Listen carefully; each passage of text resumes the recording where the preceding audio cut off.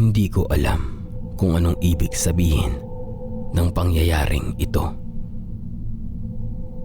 Ang maririnig niyong kwento ay tungkol sa isang muka. Muka na sumira sa buhay ko. Isa akong modelo at social media influencer. Hindi ako artista, pero masasabi kong marami na ring nakakakilala sa akin sa mundo ng social media dahil sa mga travel vlogs at dance challenge ko. Kuya Rafi ang tawag nila sa akin. Sabi ng marami, taglay ko raw ang muka ng isang lalaking papangarapin at kababaliwan ng mga babae. Ito rin ang dahilan kaya madali akong sumikat noong nagsisimula pa lamang ako. Isang umaga, naimbitahan ako sa isang pictorial para sa promotion ng isang brand new arrival na damit. Todo pose ako sa harap ng white background habang suot ang mga damit. Nang matapos ang pictorial, pinatawag ako ng editor at pinapasok sa editing room. Ipinakita niya sa akin lahat ang mga shots ko. Nagtaka ako dahil may kaunting takot sa mukha ng editor. Nang tignan ko ang mga litrato, nagtaka ako dahil normal naman ang mga ito. Nagtanong pa nga ako sa kanya kung ano ang meron doon.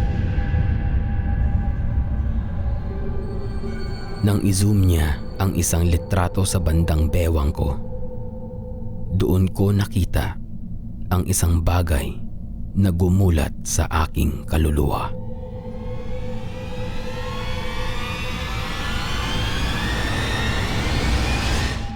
May isang muka na tila nakasilip sa bandang likuran ko.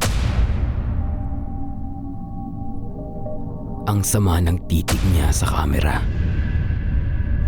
Halos kalahati lang ng mukha niya ang makikita at medyo malabo pa. Pero malinaw na malinaw sa larawan ang talim ng mga mata niya. Hindi lang iyon. Pati sa ibang mga shots ay makikita rin ang kakatuwang mukha na iyon kapag zoom ang larawan. Palagi siyang nakapwesto sa likuran ko at matalim ang titig sa kamera.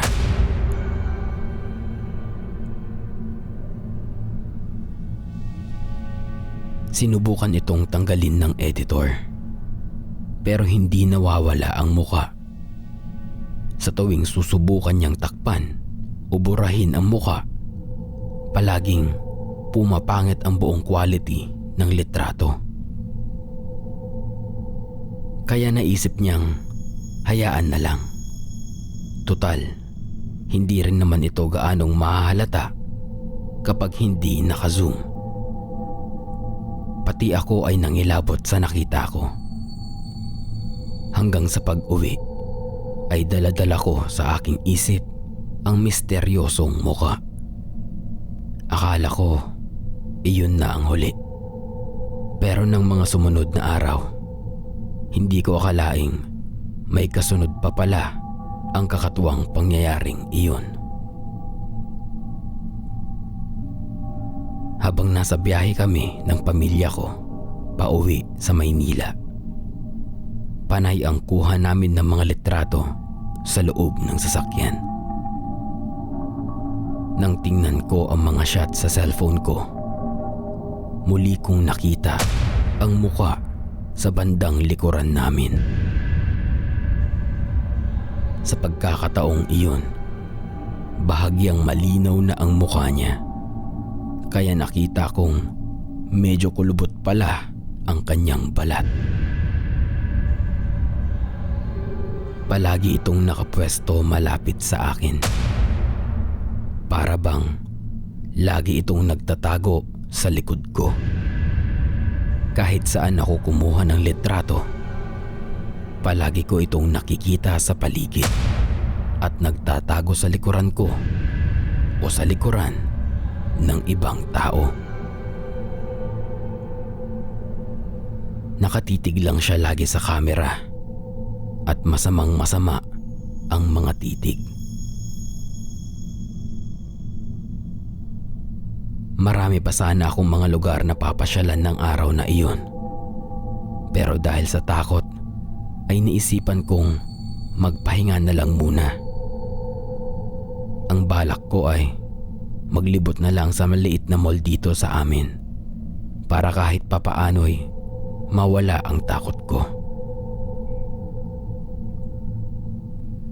Habang ako'y tumatawid, nahagip ng aking paningin sa di kalayuan ang isang matangkad na lalaking nakaitim. Ang mukha nito ay kapareho mismo ng mukha na laging nagpapakita sa mga litrato.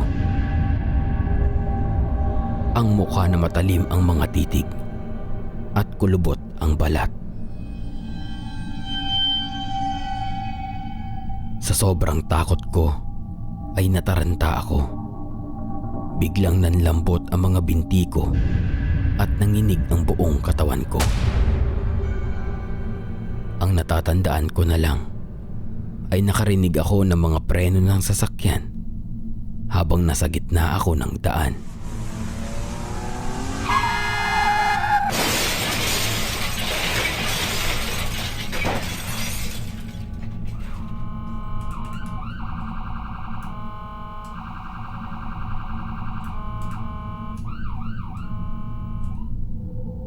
Isang taon na rin ang lumipas mula nang mangyari iyon. Hanggang ngayon, iniisip ko pa rin kung sino ang misteryosong lalaki na may kulubot na mukha. Mapalad akong nakaligtas mula sa aksidente. Iyon nga lang ay napuruhan ang aking mukha. Sa tindi ng pagkakabangga, malabong maisaayos pa raw ang aking mukha. Sa tuwing haharap ako sa salamin, nakikita ko sa sarili ko ang mukha ng misteryosong lalaki. Kung ano ang itsura niya sa mga litrato, ganun na rin ang itsura ko ngayon.